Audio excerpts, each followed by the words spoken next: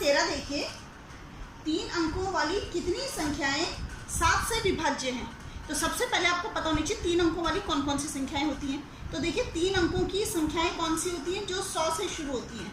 1 2 3 3 अंक है इसमें। और कहाँ तक होती है बेटा, ये होती है आपकी 999 तक। इसमें भी 3 अंक हैं, है ना। तो 3 अंकों की संख्या आती है 100 से 999 के बीच। अब आपसे पूछा है कि 3 अंकों की कितनी संख्याएं 7 से विभाज्य हैं। अब आपको इनके बीच की संख्याएं देखनी है, लेकिन वो जो कि 7 से विभाज्य होंगी, मतलब जिससे 7 से भाग चला जाएगा। तो पहले हम इसको थोड़ा सा अलग से देखते हैं। पहले जैसे हमारे पास 100 दिया है, क्या 100 में 7 से भाग जाता है? तो भाग देखिए 7 से, 7 एकम 7, 8 9 10 3 आ गया 0, 7 चौको 28, 7 पंजा 35।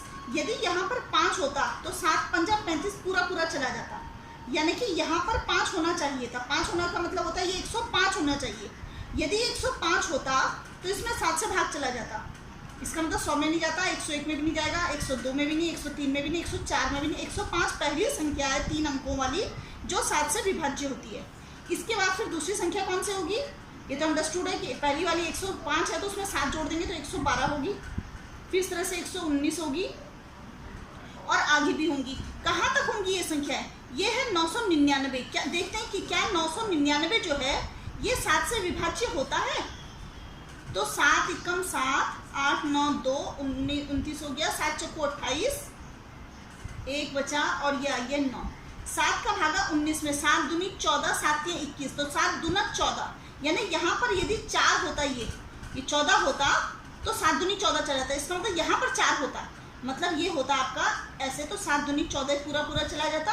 यानी 994 ऐसी संख्या है जिसमें 7 से पूरा भाग जाता है। तो 999 में नहीं जाएगा, 98 में भी नहीं जाएगा, 97 में भी नहीं जाएगा, 96 में भी नहीं जाएगा, बल्कि 994 ऐसी संख्या है जिसमें 7 से पूरा भाग जाता है।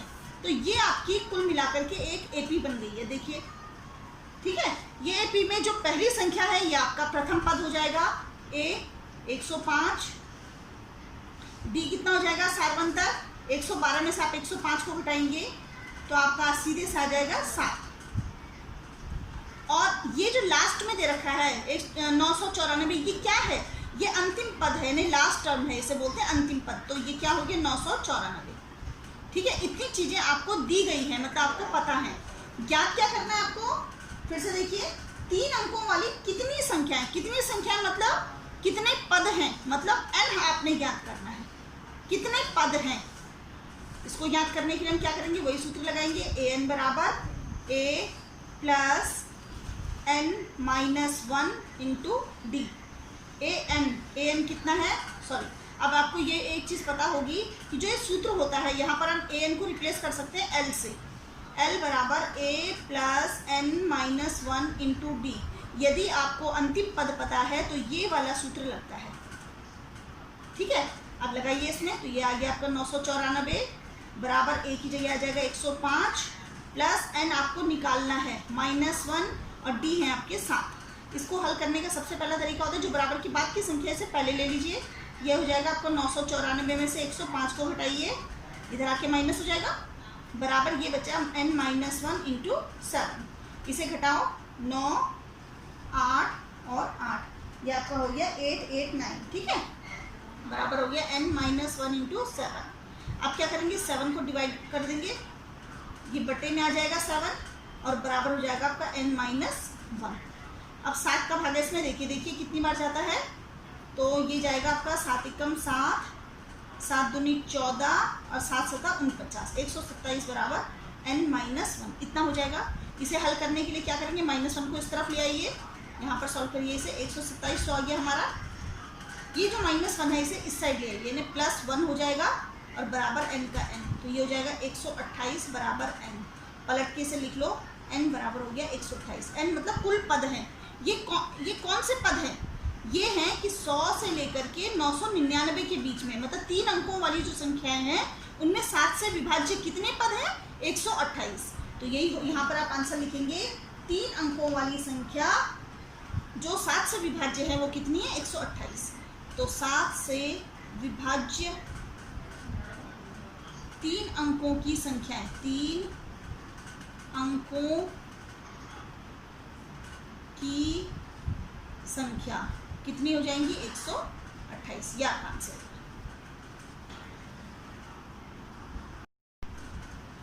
अगला सवाल देखिए, 10 और 250 के बीच में 4 के कितने गुणज हैं? मतलब आपको 10 और 250 के बीच में 4 से भाग जाने वाली कितनी संख्याएं हैं? तो सबसे पहले हमें किस किस के बीच में देखना है? हमें देखना है 10 और 250 के बीच में। इसे देखने का कौन सी संख्याएं ढूंढने में? जो 4 के गुणज होंगे।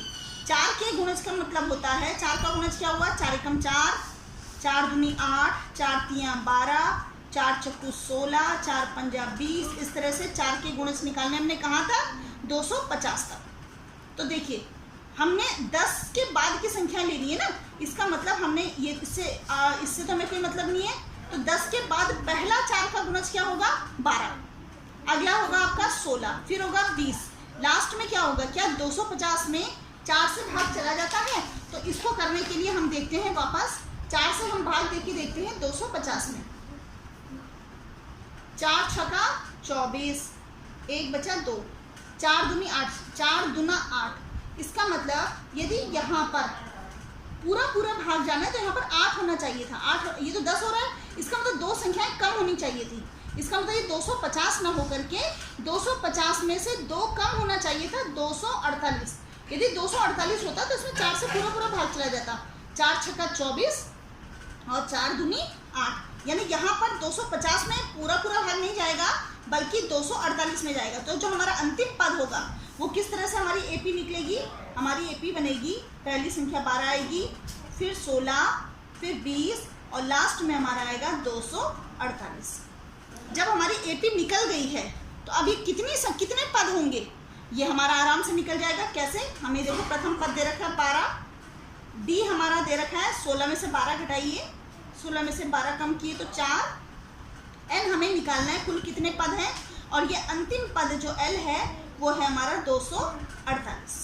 ठीक है, सीधे सूत्र लगाइए, एल बराबर A plus N minus 1 into D.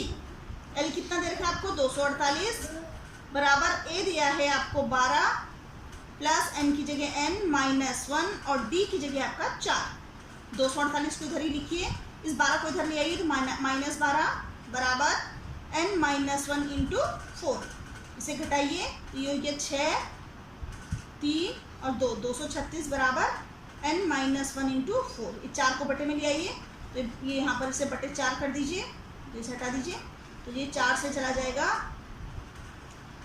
4 पंजा 20 और 4 नमक 36। तो ये आपके हो गए हैं कुल मिलाकर के, यहाँ पर आ गया आपका 59। ये हो गया 59 बराबर एन माइनस 1 को इस साइड ले जाओ तो 51 जब इधर चला जाएगा प्लस 1 हो जाएगा, ये बराबर एन। तो एन बराबर हो गए हैं आपके 59 और 60। ये एन हो गया आपका 60। इसका मतलब ये हुआ कि 40 और 250 के बीच में 4 के कितने गुणज हैं? 4 के 60 गुणज हैं। ये आपका आंसर है। अगला सवाल देखिए, वह एपी ज्ञात कीजिए जिसका तीसरा पद 16 है और 7वां पद 5वें पद से 12 अधिक है। तो इसमें आपको दिया गया क्या है? आपको दिया है तीसरा पद 16 है।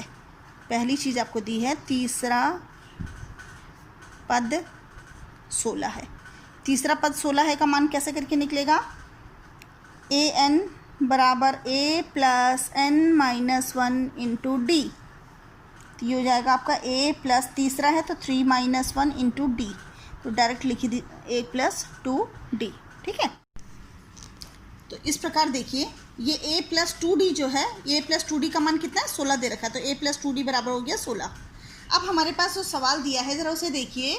इसका तीसरा 7वां पद 5वें पद से 12 अधिक है।